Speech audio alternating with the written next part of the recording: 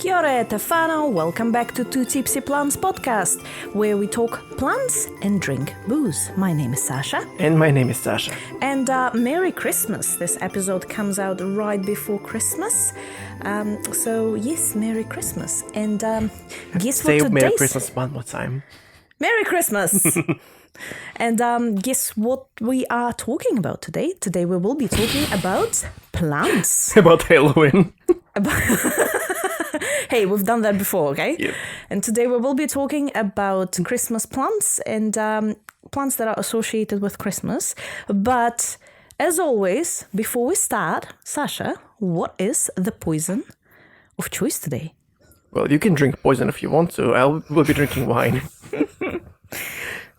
Today we are going to be drinking Gamay Noir.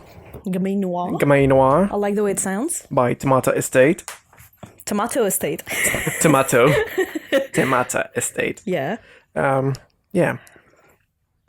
I do have a Bit of a spill. a bit of a spill. As long as it's not a wine spill, that's fine. It's fine, yeah. Cool. Gamays usually are grown in Beaujolais region. They originate in Beaujolais region, and I'm assuming that's France. that's France. Yeah. Yes, in the kingdom of snobs, far, far away. Beaujolais, France. It produces 75% of the world's Gamay wines. Gamay, also known as Gamay Noir, is a light-bodied red that is similar in taste to Pinot Noir. In fact, this variety is a cousin of Pinot Noir, and it grows primarily next to Burgundy region, which is the motherland to Pinot Noir and the main producer of Pinot Noir as well. Beautiful. Beautiful. Sorry if there is a bit of background noise. We have windows open today just because it's really warm in here. So, excuse for the background noise. Yeah. And Beaujolais is essentially a neighboring region of Burgundy. Ooh. Yeah. And if you have seen one of our episodes, we've been discussing about the differences in labeling of the European wines, like Old World and New World. Okay. And I see you can't remember some plants that we've discussed, and I can't remember the wines that we've discussed in previous episodes. Priorities. So in Old World wines, they don't specify the grape on a bottle. They will tell you the region that it grows to, the region that the grape grows in. So, for example, if it says on a bottle Beaujolais, it means it's going to be Gamay most probably. Or if it's Burgundy, it's probably going to be Pinot Noir.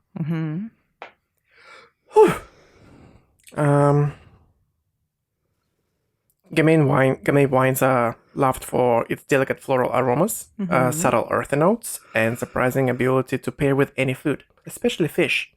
Like, try to find something for people who don't really like white wine to go with their fish. To be very honest with you, like if you prefer your fish with red wine, go for it. Nothing wrong with you, but everybody's going to be like, hey, why is she drinking red wine with fish? Don't listen to everyone. Do whatever you want, guys. You only live once. Yep. Exactly.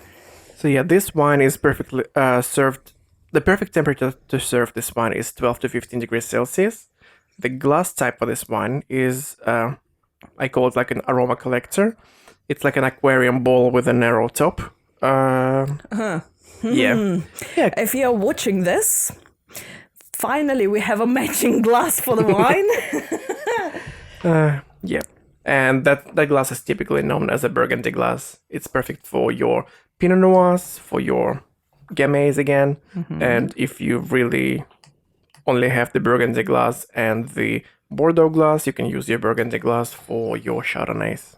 Yum. And this kind of wine you also can age from 3 to 5 years. It is perfect to be decanted. It probably needs to be decanted, but Who's got time for that? Who's got 30 minutes to decant? To be very honest with you guys, we actually went to... we did a bit of a wine tour earlier today because my mum, who's in the audience today... Yeah, she's having the front row. Yep. And my grandma are in New Zealand, so hence we did not release an episode last week. But yeah, we went to Waipara Valley, which is the wineries, all the wineries that are very close to Christchurch. Like around 40 minutes drive from Christchurch, typical Canterbury wineries. Yeah, so Sasha had already had quite a few wines. I did. Sasha's. Well, I did a bit because I was driving, but yeah. So hence I'm saying, who's got time to decant a bottle Yeah, of she needs to wine? catch up. Yeah, typical notes that we're going to be looking in this wine.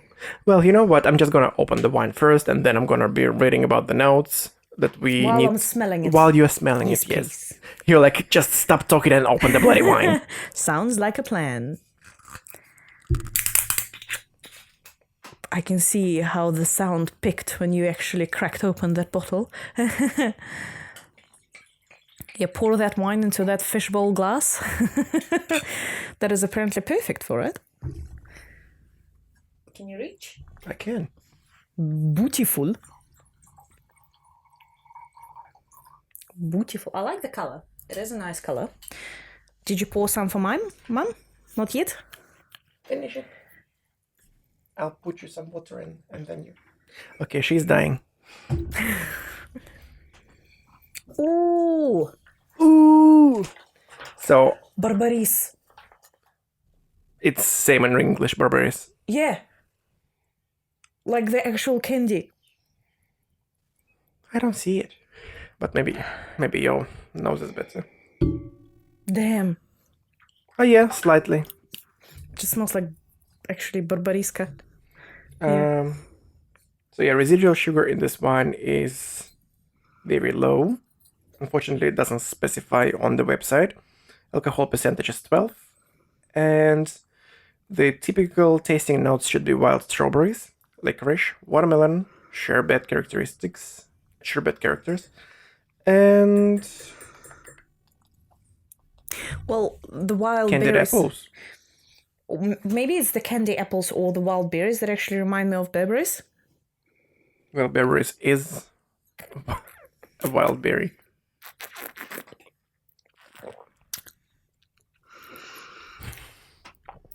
She understood the assignment. It's a little bit spritzy. Sorry. Okay, Mom was getting a top up as well. Now that I actually had a taste of it, it very much tastes like berberries. Burberry. Ba-ding.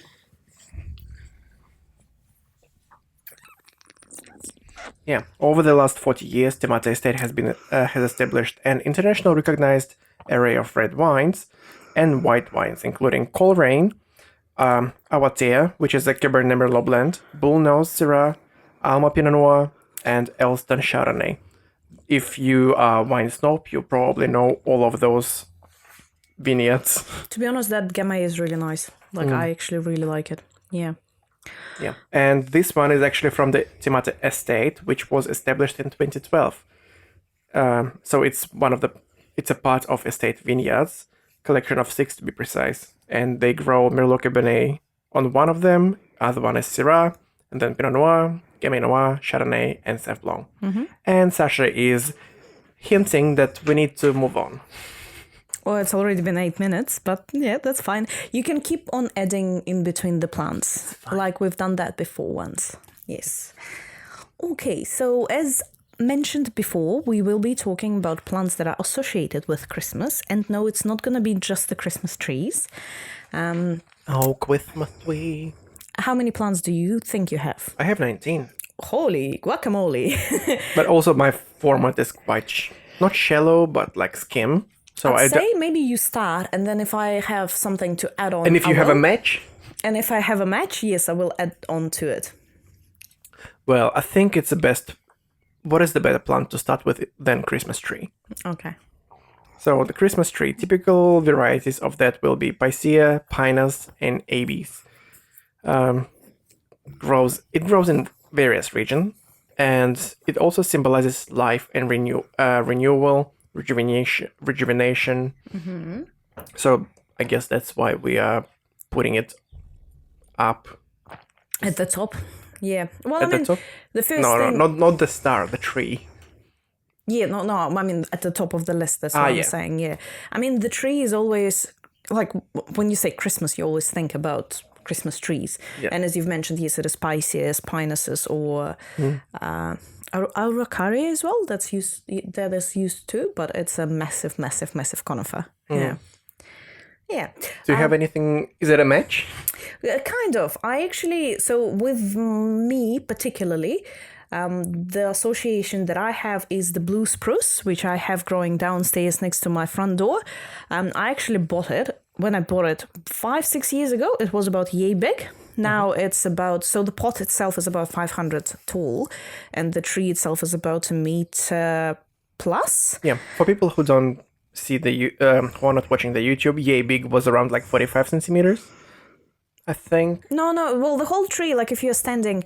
No, was when you just bought it. Yeah, and yeah, now... it was like a very small tree, about 45-50 centimeters. Yeah.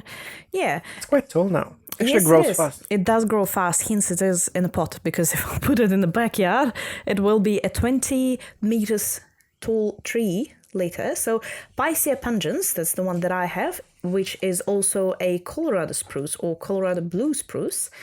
Obviously, it is the tree of Colorado, and state tree of Colorado.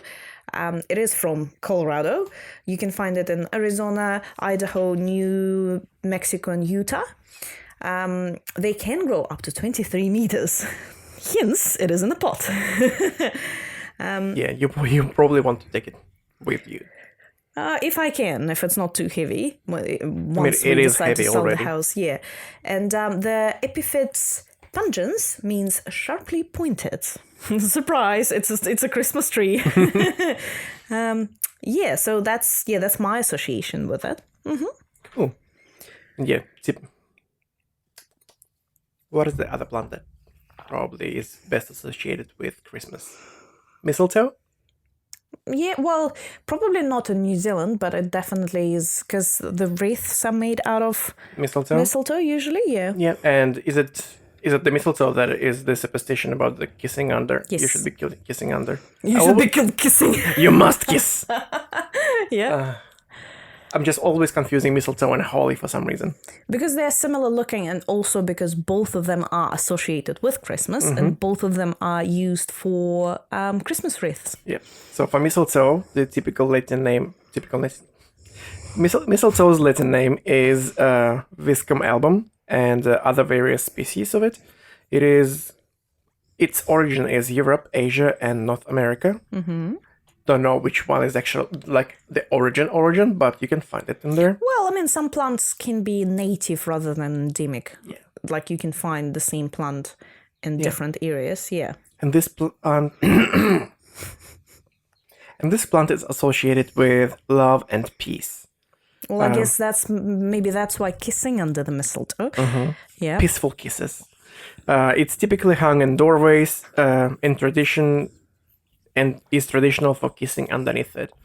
So yeah, if you have a date that you are so eager to kiss but haven't had it yet, grab a mistletoe for Christmas. Yeah. If you want to find more about mistletoes, we have actually discussed it before in a few episodes. One of them was episode 5, I think, the plants in pop culture. And I think it was in one of the poisonous plants. What doesn't kill you makes you eat it episode. Yes. I would like to follow up with another Christmas plant, which is called a Christmas orchid. Have you got it on your list? So apparently there are quite a few orchids that are Christmas orchids. I am assuming they are called that way. Most of them are called that way because they probably flower around Christmas. Is it a Hatoria that you're talking about? No, but it could be another Christmas orchid because I actually have 4 of them. Rhipsylidopsis? No. No, okay. I have 4 of them, but the one that I want to focus on is Dendrobium cunninghamii. Oh. Do you know what's so special about it?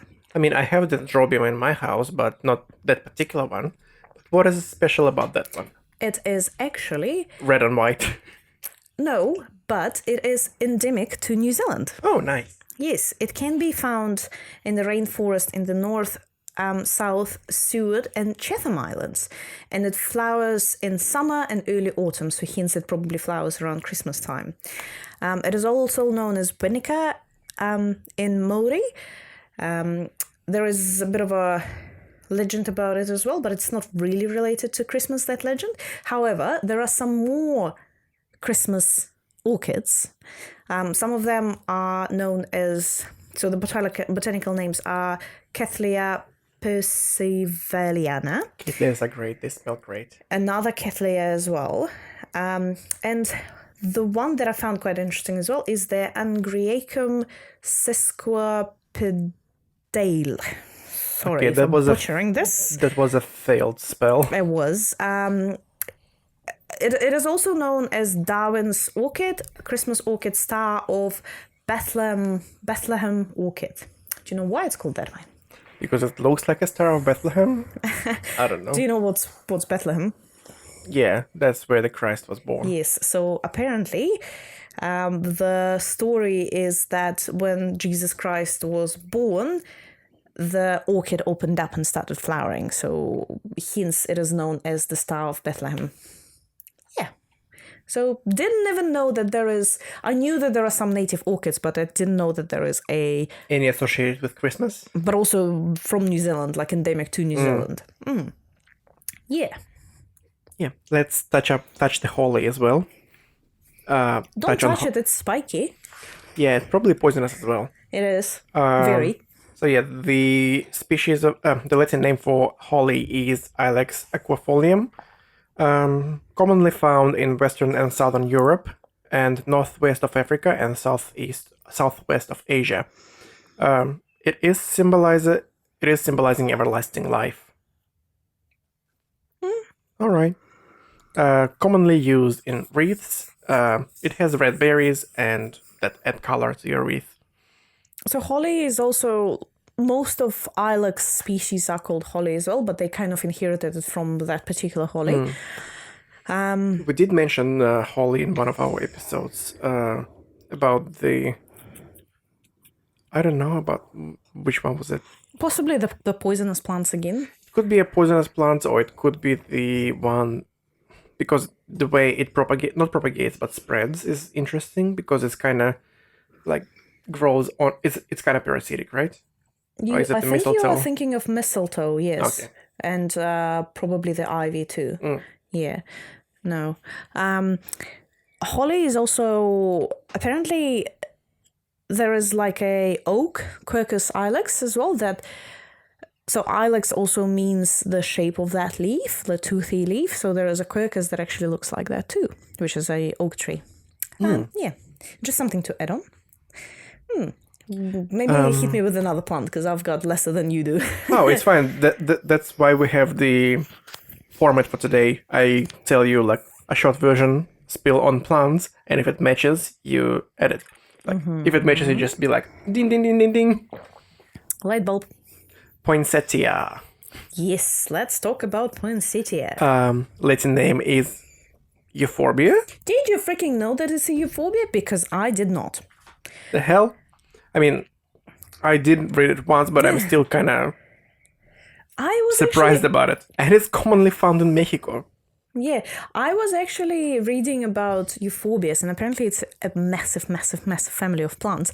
But I had no idea. They all look different, though. Exactly, and I had no idea that poinsettia would be a euphorbia as well. But also euphorbias are mostly cacti. Look like cacti.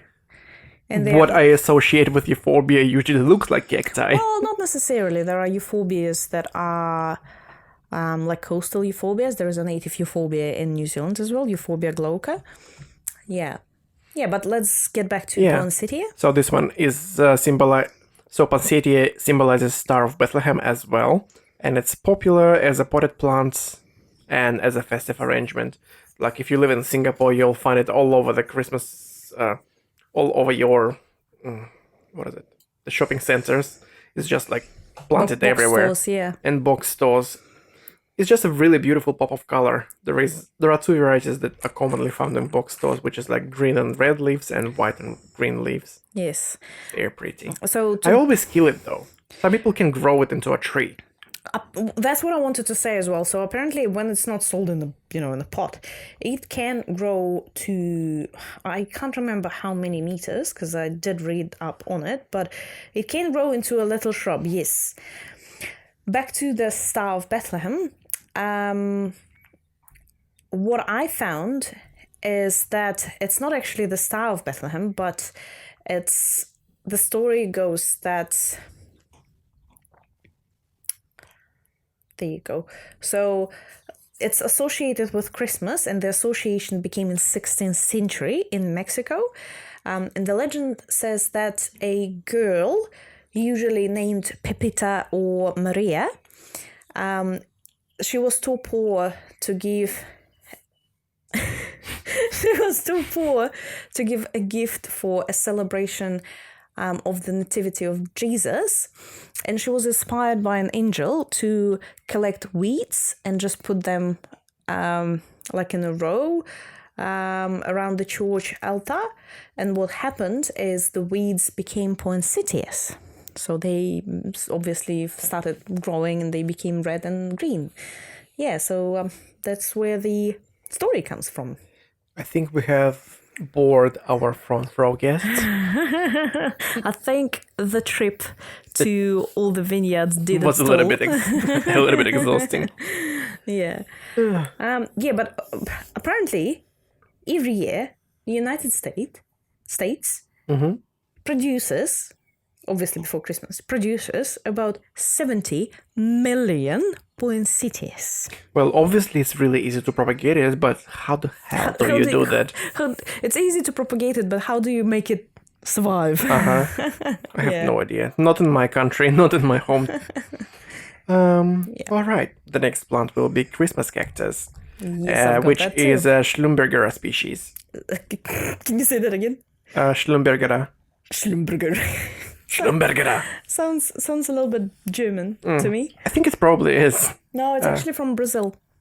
Oh yeah, it found its origin is rainforest of Brazil. Blooms around Christmas season, and it is decorative. Not all of them. New Zealand Christmas though. It blooms around Northern Hemisphere Christmas. So yeah, like not traditional. There is Catholic, not Catholic Christmas, but Orthodox Christmas. Yes. And there is also Easter cactus, which is Hytora gaetneria. Which I didn't know that it existed. I did not know that Easter cactus existed. I did find it as well, Yeah, which is just like a fun addition that there is a cactus that is looking similar to Schlumbergera, but it's apparently a different variety. And it is blooming on Easter time, and also from Brazil. Fun fact, they are epiphytes. Yes, they are epiphytes, so they wouldn't mind growing in quite well-drained soil. What I found even cooler is it is obviously a type of cacti. It obviously is a succulent sort of plant, but it actually grows in part shade in very moist rainforest. I'm assuming that because it's an epiphyte, it actually... Well, it kind of lives under the crown. Yes. And Brazil forests are quite moist. Yeah, but that's probably why it doesn't have a lot of water, because it's an epiphyte, so it does not consume a lot of water when it's in the soil, like once you put it in the soil, you know what I mean? Orchids are also epiphytes, and if you look at their roots, like Phalaenopsis roots and leaf, it's quite meaty. So. But yeah, so the Christmas cactus obviously can be distributed through seeds. I think it's seeds and the birds distribute it, if I'm not wrong. But it can also be distributed by, like, if you break one, it kind of looks like little links. Links, yes. So if you break one link and it's very put it in water, propagate it, yes. The one that I have, and mine is quite big, is actually propagated from a little tiniest link that someone broke. Like they accidentally dropped their cactus, they broke a few branches off, and they put it in water and shared it with me. And yes, it is propagated by hummingbirds. Yes. Hummingbirds. That's good. All right. Next plant on the list is going to be ivy, Hedera species. Commonly found in Europe, Western Asia, North Africa, and all over the world because of the box stores. Well, it was a popular plant because obviously it can grow up any surface, vertical surface, and a lot of people, especially in New Zealand, used it as a hedging or not a hedging, but like to make your fence green without realizing that it's actually a pest in here. Without realizing that it's going to destroy your fence. Yeah. Yeah, it symbolizes intertwining good and evil. Well, mostly evil, I guess. We have talked about in the myths episode as well, and I think this is where we've discussed that Hydra is actually an evil, because it's named after an evil goddess, I think. Please don't quote me on that. It was so many episodes ago. But please listen to the Plants in Mythology episode to find out more about Ivy. Yeah, you just need to open like a Spotify over there. Yeah, to see all the names and numbers, yeah. All right, the next plant will be rosemary. Which is a Rosmarinus officinalis. It is also known as Salvia rosmarinus. It's commonly found in the Mediterranean region, and it's probably mostly reminiscent of Christmas for Mediterranean region people. Yes. Yeah, because it's just the fragrance, and it's used a lot in cooking, like in your duck, chicken cooking. Well, whatever you cook, wherever you put your rosemary, it's going to be there. Yeah. Yeah. But also, in Mediterranean regions, it's associated with Christmas because it kind of looks like a... it's good for wreaths as well. Yes, and it kind of looks like a Christmas tree. So I know some people actually trim it to look like a Christmas tree. Oh, yeah. I didn't know that, but that's a good idea. Maybe I'll do that with my rosemary. The other plant associated with Christmas for the same bloody reason is cranberry. Oh, yes. Yeah, because it's in every jam that's going to be served with your turkey or with your chicken or with your ham. The stuffing and the sauce is usually made out of with cranberries. Mm-hmm. So the species name is Vaccinium macrocarpon. Commonly found in Eastern United States and Canada. Eastern United States. Yeah, it's still used in decorations as well because of the red berries, which are quite prominent and would look nice on your wreath if you don't have access to holly. Or, even though I've made my list in a form of table, it's still bloody hard for me to find shit. Yeah, common in holiday recipes, especially sauces and desserts. Nice. Yeah, and maybe if you're in Sweden, instead of cranberry, you're going to be using lingonberries. Is that like a IKEA? Okay. Like that's a typical sauce in IKEA. Like that's what I associate with IKEA is lingonberries. Is that the sauce that they use in their that's the berries that they use for their drinks, sauces, everything. All right. Okay, the next plant that I'd like to talk about is a Christmas roses. It's literally my next plant. That's good. Helleborus. Helleborus niger, which is also known as Christmas rose or black hellebore, is an evergreen perennial. It is actually in the buttercup family. I did not know that. But it's also not only black. It can be green, it can be brown, and it can be blue, it can be violet. So apparently it's known as a black hellebore because of its roots. Like the actual root is black. It's not the flower or the stem. Flowers can be quite different colors. Yeah. Obviously, hellebore, as I've mentioned, it is actually from the buttercup family and it's not from the rose family, even though it is known as Christmas rose. It is known as that because it flowers in winter. So it's not really a New Zealand Christmas rose, but a Northern Hemisphere Christmas rose. Sasha's eating some cheese, so we've got some cheese on the table here. Apparently, it is known as a Christmas rose because this is actually where it's related to the old Julian calendar, which, like, let's say Russians and Greeks are still following. So the Christmas used to be on the 6th of January back in the day, before they changed to Georgian calendar. Gregorian calendar, Gregorian calendar. And that's when the Christmas moved to the 24th of December. But apparently the legend says that the roses are... the legend says that a young girl, probably the same Maria from the previous legend, legend about Christ. she had no gift to give to the Christ child. So she cried, and then the hellebores appeared out of her tears. So essentially, the common name for hellebores should be baby tears. Which is a completely different plant. Yes. But also, if you think about it, in all the legends about these plants and Christmas, when Christ was born, everything bloomed. Everything just started flowering. Which would be cool to see, actually. Like, Is Christ a goddess of spring? we will not get there. Yes.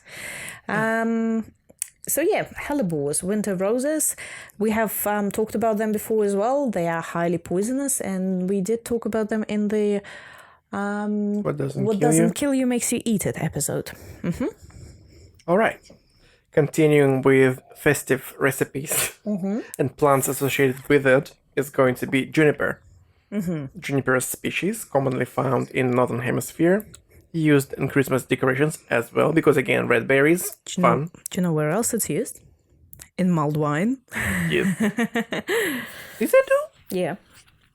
Yep, you can use juniper berries. You know where else it's used? Where? Gin.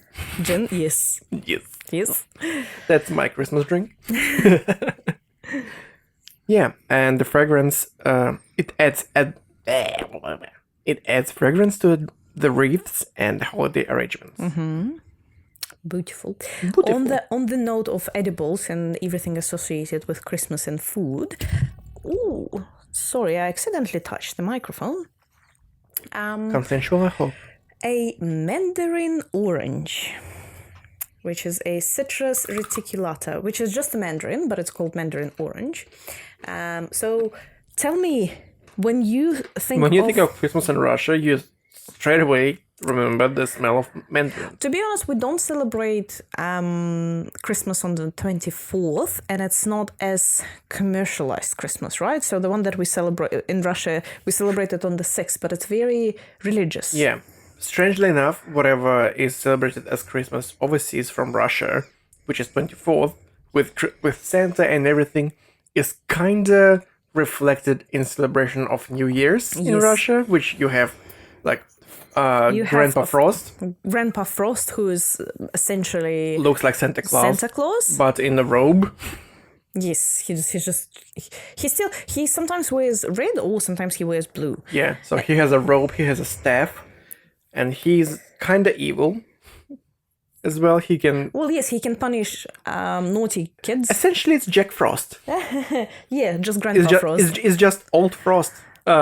Old Jack Frost. Yes, because actually he's the one who draws all the little Frost. My gosh, it makes more sense now. Yes, I know, right? But he also has a granddaughter, Snegurочка, who's pretty much like a snow princess, call her that way. Elsa. Elsa, yes. She helps him with all the present deliveries and stuff. But yes, we celebrate New Year's, and this is the time you give gifts. The legend, yeah. But also when we think about New Year's, it's always the mandarins. You smell the mandarins and you get a massive box of it. And you eat a kg by yourself. Yeah. And then you regret it. Yes, because you start like breaking out and having allergies to it. But apparently, so mandarins became quite a tradition in Canada and United States for Christmas as well, because they were put in the Christmas stockings. The customs goes back to 1880s when Japanese immigrants in Canada and United States began receiving Japanese oranges, mandarin oranges, from their families back home as gifts for the new year. So obviously because mandarins and most of the citrus are actually fruits in winter, Japanese would send it to the United States and Canada as presents for their kids family members and families who live overseas, and the Canadians and United States citizens would always be pleased to see ships coming with all these oranges and mandarins because they wanted some for themselves, because obviously they are beautiful and they smell nice, and I think it's something about the cold air that makes citrus smell even nicer. My mouth started watering.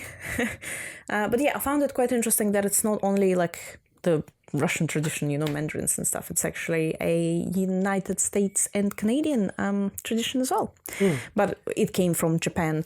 And obviously China, because if you think about Chinese Lunar New Year, this is when people have a lot of clementines. Yes, they gift mandarins and clementines to everyone, along with Kwang Pao, which is always good. A red envelope with money in it. Completely unrelated to the Christmas topic, but I just found it out for myself. Maybe everybody knows it already, but I just found it fascinating that lemons are not a real fruit that is naturally occurring.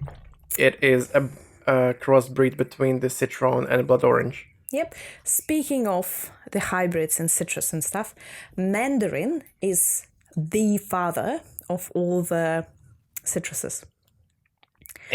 So Citrus reticulata is the original citrus species, one of the original citrus species. So let's say lemon Meyer is a cross between another lemon type and a mandarin. Okay. Yes. So yeah, mandarin. I do wonder what is the lemon made with. Not sure. But yeah, most of citrus is a cross, and apparently mandarin is one of the original, the OGs. The OGs. Yeah. All right. And continuing on the topic of the edible holidays plants, we're going to be having a winterberry, which is Ilex verticulata. Which is another type of holly, because it is an ilex. Known for its bright red berries, and also used in wreaths and festive arrangements. And please don't try to eat any red berries off the wreaths, because we don't want to be confusing any hollies and winterberries. I'm sure they look the same. I'm sure that winterberry is not, because it's an ilex. Ilex species are poisonous. So I'm sure that even winterberry, it looks beautiful though. I saw pictures of it. I don't think it grows in New Zealand. Don't quote me on that, but I don't think we have winterberry in New Zealand. We have winter sweet, which is a different plant.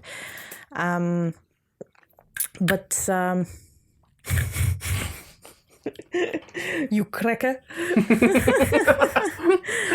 Racist much? But yeah, the winter berries are, because they come from, no, sorry, what I was saying is I saw pictures of winter berries because it was just like a plant with, twigs with just berries in winter.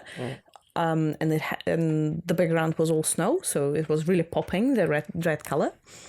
Yeah. A good alternative to the dogwood. The fire dogwood, yeah. Well, with fire dogwood, it's the branches that turn red. Yeah.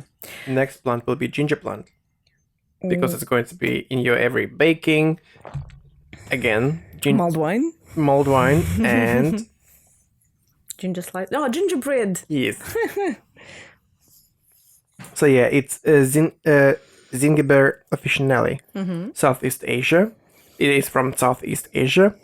It's not traditional associated with Christmas, but you will find it in every Christmas cooking. Yes. But also like smell of crisp ginger, cinnamon, nutmeg. It all associates with Christmas. It's all the warm spices, you know, all the spices that are slightly like warm and have a bit of a kick. I'm just going to cover them all. Clove, star anise, nutmeg. Clove is Syzygium aromaticum, all commonly found in Maluku Island in Indonesia, used as a spice for Christmas cooking, and adds warmth and aromatic flavor to the holiday recipes. And I hate clove. Do you know what's interesting? In Russian, clove and carnations are named the same, gvozdika. Yeah. Because they actually smell similar. Yeah, I hate cloves. It just tastes like soap to me. I actually like it. I like it. Well, I like it in mulled wine. Then there is star anise, which is Ilicum verum from China and Vietnam. Again, mulled wine, anything baking. Anything that you want to add a bit of like warm spice to like it, I guess. Yeah. And the nutmeg, which is Myristica fragrans, found in the Spice Islands, Malukas in Indonesia. Do you know that nutmeg is actually poisonous?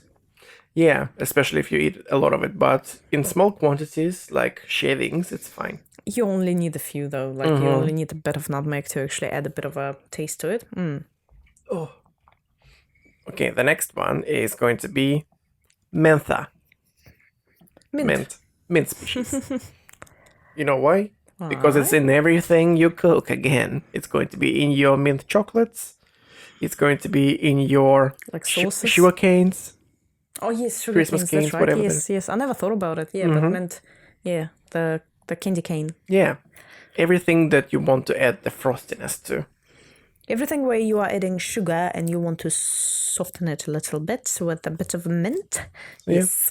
It's mentha species native to Europe, Asia, and North America, and everywhere because it's a bloody weed, to be honest. Quite aromatic That's herb. why I have it in a pot. Yes. And But you you have it can't in your contain garden. it. You can, if it's in a pot on your deck. In a It pot on only your takes- deck. It only takes one season, and not looking after it, it will self-seed. This is how you know we are from New Zealand. It's in a pot on my deck. On your dick? On my deck. Yes. Cocoa tree, Because of the chocolates. because of the chocolates. To be honest, you can associate cocoa tree with Anything. all the commercialized holidays. Halloween, Christmas. But hot chocolate. Okay, I'll give you that one. Hot chocolate is like typical thing you just like have a hot chocolate, sit next to the fireplace, listen to Christmas carols, and stay nice and cozy. If only I had a fireplace. But to be honest, our Christmas is in summer. Yes, Yeah, we I are- don't think we need a fireplace in summer. Today we probably would have. It is summer and it was really cold today. It is native. Cocoa tree is native to deep tropical regions of Central and South America. It is a source of cocoa beans, which is used for chocolate production.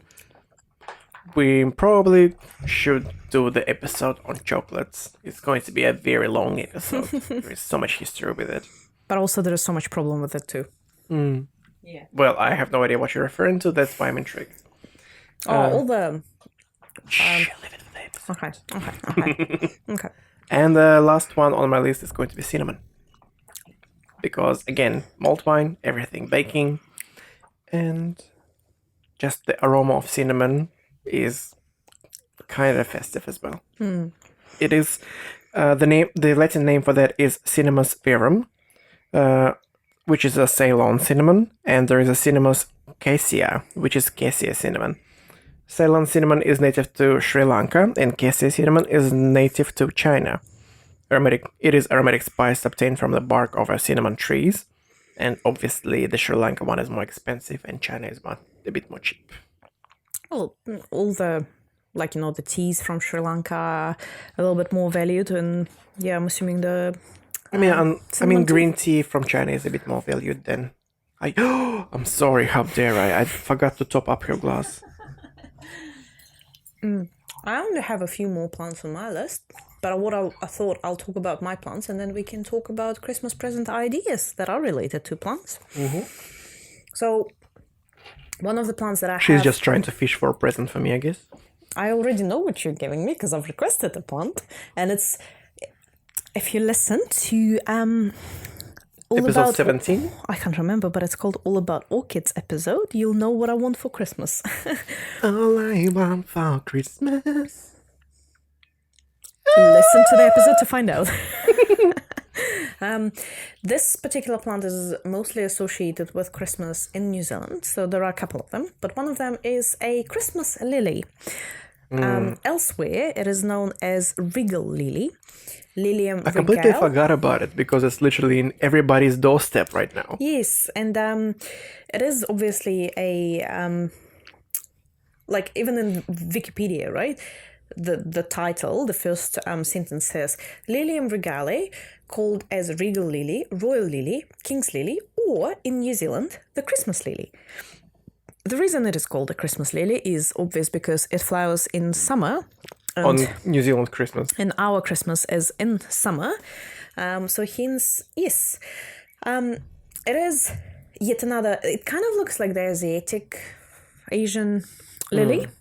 The only difference is the way the flowers are arranged on the stem.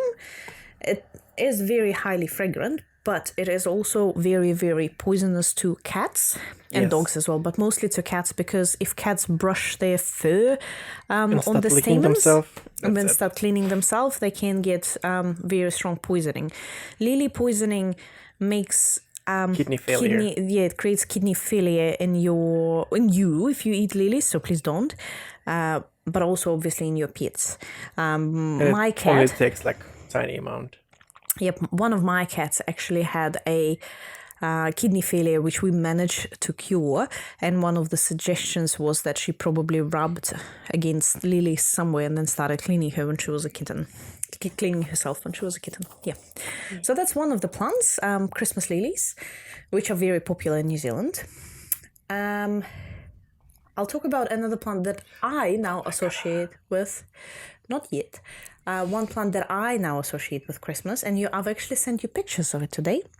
It is Hoya lanceolata, also Hoya known bella. as Hoya bella.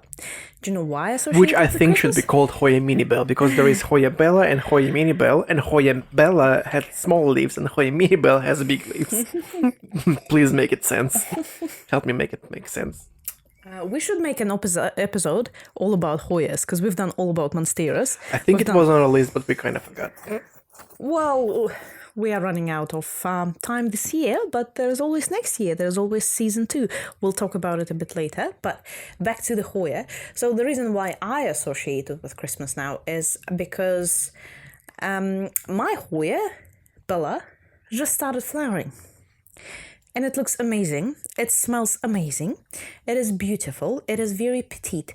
It's a white flower that has like a nice, almost jelly-looking purple little flower inside of it. Check our Instagram. Sasha will post it. I've posted some stories today, but I will They will post. disappear. I will post some posts as well. Well, you will post some posts because I you are shall. the Instagram whiz. So it is native to Himalayas, Nepal, Bangladesh, Myanmar, and South Central China and Vietnam. Apparently, it has actually received a Royal Horticultural Society's Award of Garden Merit. You know what I found out? In order to say Latin names and make it easier for yourself, just do the strong Russian accent. Horticulture. Yeah, the trouble is That didn't not, work. That's not a Latin name. It's a horticultural. It's a Horticulture. I know that doesn't Wine. work. Yep. Horticultural. But yeah, so the reason why I thought it would be a good Christmas plant as well is, you know how we've spoken about mistletoe, right? And when mistletoe obviously grows above your head and you kiss under the mistletoe. Hoya, most of the Hoyas are climbers. Mm-hmm. Some of Hoyas, like the fishtails and Hoya Bella. Kind of bushy. they are more of like a droopy plant, right? So if you plant it, like I have... Same to your Christmas cactus. Like it looks similar structure to Christmas cactus. They look the best if you have them in a little pot, in a hanging basket. So both of my fishtails and Bella are in little hanging baskets and they look amazing. And the thing is, when they're hanging above your head, when they flower, you can actually admire the flowers fully because the flowers are open. And if you look up, you can see the flower. Admire the flowers fully. It looks nice, it's above your head, and it droops on you, the nectar. Yeah, it does. But also when the flowers dry out, they drop on you as well. Also, Hoya flowers do look like candy. They do. They look like gummies. Especially Hoya Bella. Look at that. Mm-hmm. You want to eat it, right? The central don't. parts, yes. Please don't eat it. You think can that- try the nectar, but the flowers are not edible. Yeah, the nectar is quite sweet. Yes. And the last plant is a Bahutakawa. So, for those who don't know, and I've mentioned it before as well, in New Zealand, our Christmas is in summer because we live upside down. We are in the upside down. Yes, hello, Stranger Things. Down under. Down under. Sorry, not upside down. That's, yeah. We live upside down. That's Stranger Australians. It is known as Metrosideros excelsa, commonly known as Bahutakawa, or a Christmas tree in New Zealand. Oh, Christmas tree, oh, Christmas tree. So the reason it is known as Christmas tree is because it flowers around New Zealand Christmas, which is the same date but just in summer, and it has beautiful red flowers. So hence it is known as a Christmas tree. And what my mom figured out, if you look from the top of the flower, it looks like a cross. Yes, well, I guess you see what you want to see. Yes. So Pohutakawa is... The name Mitrasidorus derives from ancient Greek mitra, or hardwood, and sidoron, or known as iron. So it's a hardwood iron, because apparently it has been used for like tools and buildings back in the day. Or maybe like wood hard as iron. Maybe, yeah. And excelsus is the highest or sublime. And obviously nothing beats the flowers of Pohutakawa. Fijoa. Kind of looks the same, to be honest. Yeah. To me. Apparently there are a few notable Pohutakawas in New Zealand. There is a giant Pohutakawa in Te Araroa on the east coast, and it is reputed to be the largest in the country, with a height of 20 meters and spread of 38 meters. It's Impressive. a massive umbrella. I mean, I've only seen Pohutakawas that are like 2.5 meters tall. It's like kind of like a tall shrub. Yeah.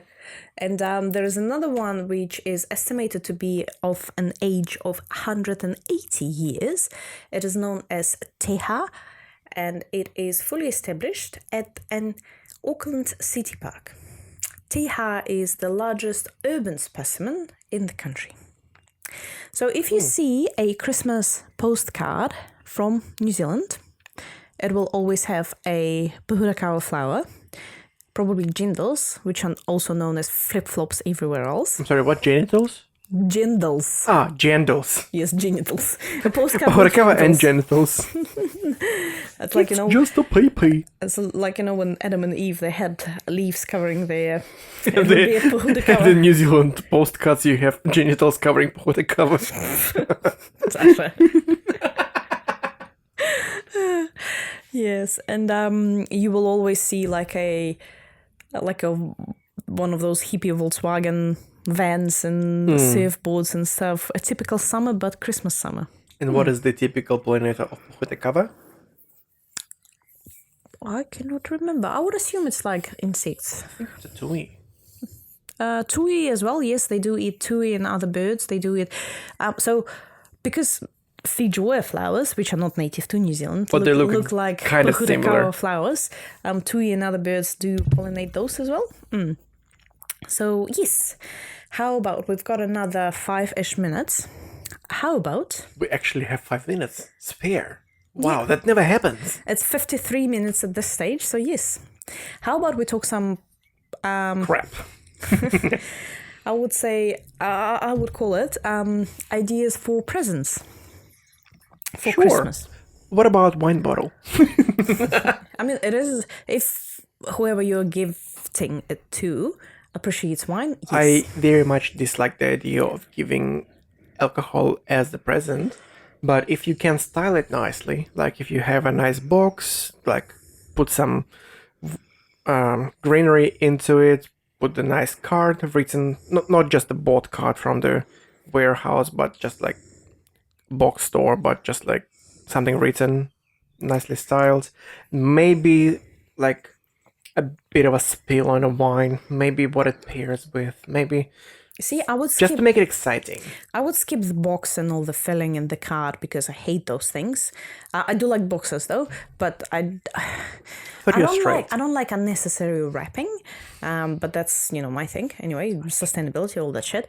But a good wine with a story behind it, yes. So if you can gift a wine and then talk to the person about the wine, or tell them your personal story with that particular wine, that will make it more valuable than just gifting a bottle of wine. You know what I mean? Or for example, you can get like 3 bottles of not cheap wine, but like good value wine, but not expensive, and arrange it in a nice tasting manner. Yes. And just print some kind of like tasting sheet for all of them. Or match it with some food. Yes. Or just invite your friends over for dinner and present them with a nice bottle of wine. Yes. Well, that's my idea. I thought we can gift give a couple of plant suggestions. So obviously I guess the first choice would always be to ask the person what they would like for Christmas. I know that not a lot of people like doing this, but if you ask, even for the idea, at least you'll know that that person will A, appreciate the present, but also B, will use it. I thought that maybe we can talk about plants that could be gifted. Mm-hmm. So easy care plants, such as... ZZ. Oh yes, ZZ plant. Yes, I can't remember. Zemiaculcas. Yes. Zanzibar. Yes, so it's... I would add to that list, I would add snake plant. Sansevieria. Yes. Which is now Dracaena. Yes, because those plants can survive in shady corners. They don't require a lot of water. Well, the typical description for this plant is, I thrive in neglect. Yes. I actually thought that plants that flower around Christmas would be good. Orchids, but then you need to educate people that... Yeah, if you give orchid as a present, and if you are confident in growing orchids, provide it with like a little manual. A little manual, which would be just, the watering instructions. Like you take your orchid out of the cover pot, you water it, you let it drain fully first before putting it back. So orchids can't stay in water. They can't stand standing water. Fertilizing, perhaps. Yeah. You can gift an orchid or whatever plant with a bit of a fertilizer to go with it so that orchid lasts longer. Yeah. Or if the person has aquarium, they can just use aquarium water to water the plant. Yeah. Just like I do.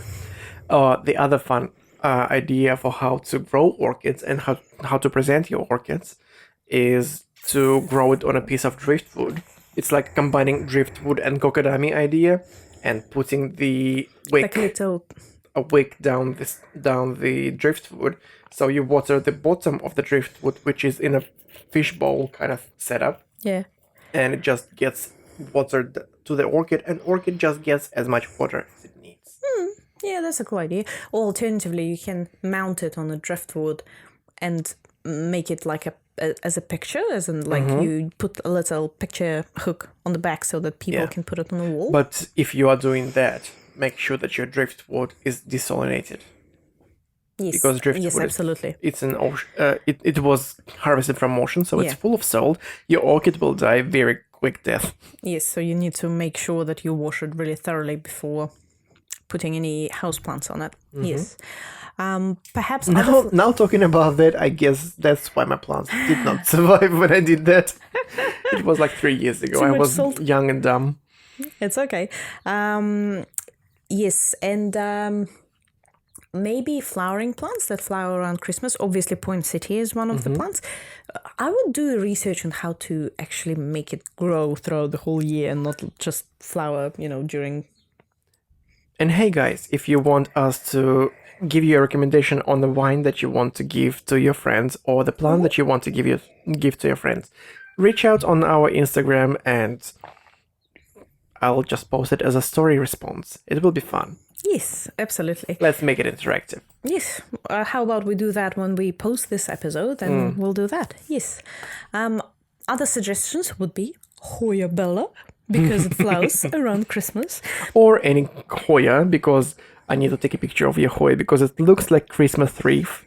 And it's already decorated. You probably never take the bubbles or bubbles off it. What happened with those ones is I put the little balls, they grew into Christmas it. balls, and then obviously Hoya, but that's a carnosa, because it grows so fast.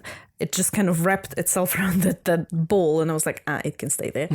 Yeah. So in your house, it's always Christmas. Yeah, but also, I guess my last suggestion would be, obviously this is only for plant lovers, but if your friend loves plants, like let's say I do or Sasha does, finding a rare plant that they would be interested in would be good. Even if it's a cutting, I'm sure that the person would appreciate that. Yeah, don't spend like a kidney, an arm and a leg and a kidney to pay for the plant. Especially if that person is new to plants, because it's not going to survive. Killing a plant that is like $100+ would be just painful. And everybody's going to be feeling bad about it. The person who gave the present and the person who killed it. Yeah. Beautiful. All right, so what I wanted to say is, this is currently episode 19. Sasha, we kept doing this for almost a year now. So congratulations. I think we've done great. We have... She got excited. We have gained quite a few followers, so thank you for following us. Thank you for being active on our Instagram page as well. And for all your comments and all your responses. Yes. And today's episode, which is not quite episode 20, but it is almost 20 episodes, episode 19, would be the last episode in season 1. We will continue doing this. We would like to take a bit of a break, as everybody does during Christmas times. We will be back in mid to late January.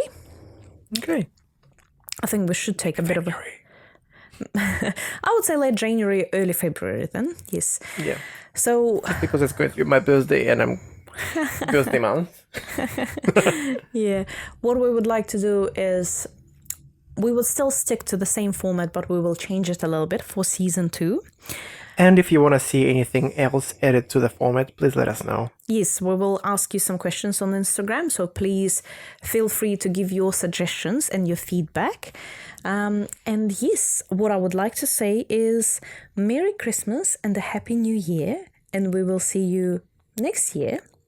But before we go, Sasha, would you like to do the honors? Home for Christmas. Would you like to do the honors? Thank you for listening to the podcast, to our podcast, And also known as Two Tipsy Plants. Thank you for listening to our shenanigans and joining us for a glass of wine. Hopefully, you grabbed more than one though. Or a bottle. Or a bottle. It's actually a lovely wine. It was quite lovely.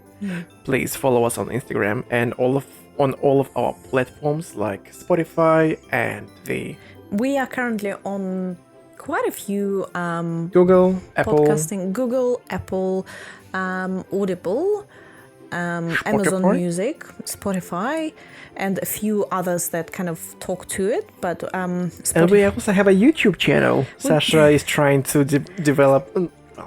Sasha is posting videos from our podcasts onto YouTube, but also Spotify supports video. I didn't know that. Yes, if you open Spotify, you will be able to watch our podcast as well. I'm not sure about other podcasting platforms. I will find out though. But yes, if you would like to see us, we do have videos now, which is literally us sitting there drinking our wine. You can kind of keep track of how many glasses we have. Yeah, us drinking our wine and keeping it green. And keeping it tipsy. And this is a wrap for this season. Yes, and Sasha's out. Merry Christmas and a Happy New Year.